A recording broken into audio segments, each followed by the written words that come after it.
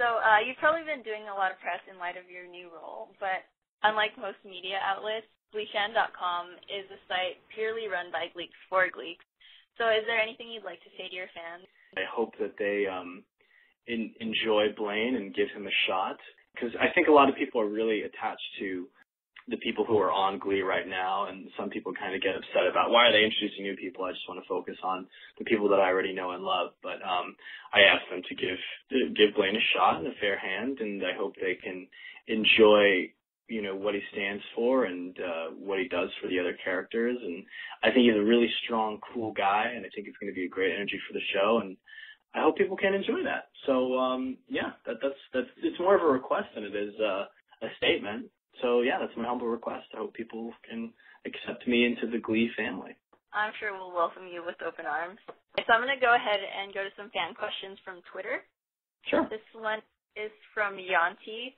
Would you rather be a student at McKinley High or at Pigfart? I would much rather be a student at Pigfarts, easily, for obvious reasons, if not indicated by my response earlier about the plot line that I would like to pursue.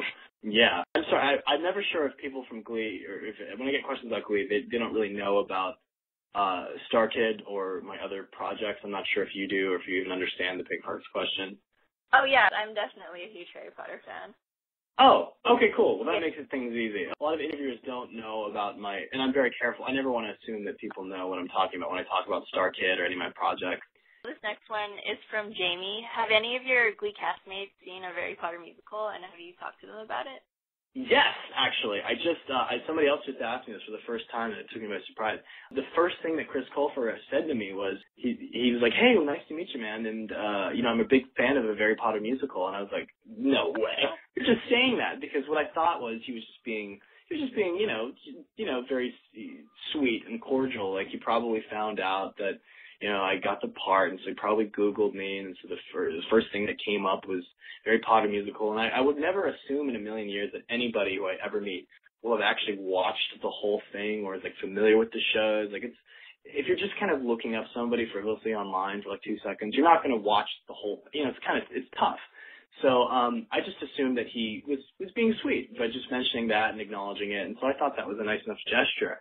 And then later, upon hanging out with him more, I realized he's like, no, I know the show, and he would quote it, and he like really knew the show more than anybody that I'd ever met, like on set anywhere. Because anytime I work on anything, nobody really knows about this double life I lead. They just assume that I'm just this actor on the show, and that's all I do. So that was the first time where somebody that I was working with really was familiar with my other life. So that was really, really cool. And we definitely got to bond a little bit over that. We get to geek out over a lot of musical theater things. So yes, Chris has seen the show, and he has said very kind things about it, and it definitely meant the world to me when he did.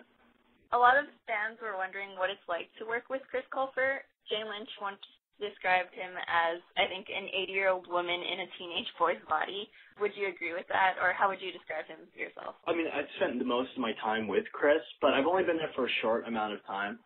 So, I mean, I really like Chris a whole lot. Like, we get to geek out about a lot of musical theater things, and I think we enjoy a lot of the same things in general. I think both of us strive to be generally fabulous on a day-to-day basis. So I think that's something that I like to relate with Chris about. But I read Jane said that about him. I don't know. Maybe it's because I wouldn't say he's an 80-year-old woman. I'd say he's more of like he's like a magical creature, like a really fun-loving magic. I can't figure out what entity I want to say. He's like, man, I'm trying to think of like a good creature that's like awesome. He's like a really playful wood nymph. A wood nymph that's caught in Chris Colfer's body. That's what I would say, because he's a really funny, positive, playful guy. So wood nymph does it better for me than 80-year-old woman. But then again, that might just be a difference in sentiment between me and Jane Lynch. Because arguably they are the same thing. Maybe wood nymphs are in fact 80-year-old women. I don't know. Maybe that's yeah. I think when you turn 80 as a woman, you turn into a wood nymph. I wouldn't know. I'll have to ask my 80-year-old women friends. All right. This next one is from Lucille. Do you consider yourself an actor who can sing or a singer who can act? I would immediately say I'm an actor who tries to sing a lot. I I mean, I've always been an actor. I've been a performer ever since I was a kid. I've always taken it very seriously. I went to school for it. I did it in high school, and I have a degree in acting. Whether or not I have any talent as an actor is superfluous. I mean, I take anything I start anything with an actor's perspective. I love to sing, and I happen to be a musician too. So absolutely, I'm definitely an actor who tries to sing. This next one's from Lindsay. What's the most interesting experience you've had with a fan, and what's the most touching? There's a lot of messages that we get in regards to people who have met and bonded over our shows, over the Harry Potter musical or any of our Star Kids shows, because they exist online. It sort of yields this online community and fellowship between a lot of people all over the country or all over the world, I guess, because it kind of streamlines the same kinds of people with the same, humors and sensibilities in the same place. So I've heard a lot of stories of people who have really become good friends over these things, and they may have never actually met in person, or they then go on to, meet each other, or, and have come together because of this silly thing that me and my friends did. So that is really touching me, because that's just something you would never expect to, when you put something out there like that.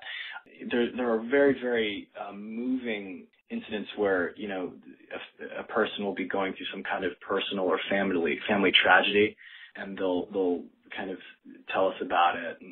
And when I say us, I mean me and my friends in the company of Star Kid. We'll read these letters that have to do with, using our shows or a song or a scene or a joke as sort of a way to get through whatever struggle they're going through.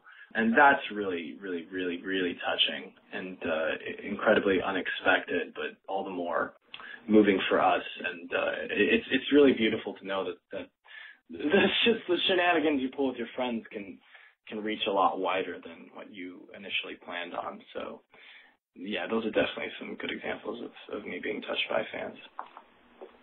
Kate and Meg were wondering if you're going to be in Star Kids Starship. Yeah, I'm heavily involved in it. I mean, it's sort of my brainchild.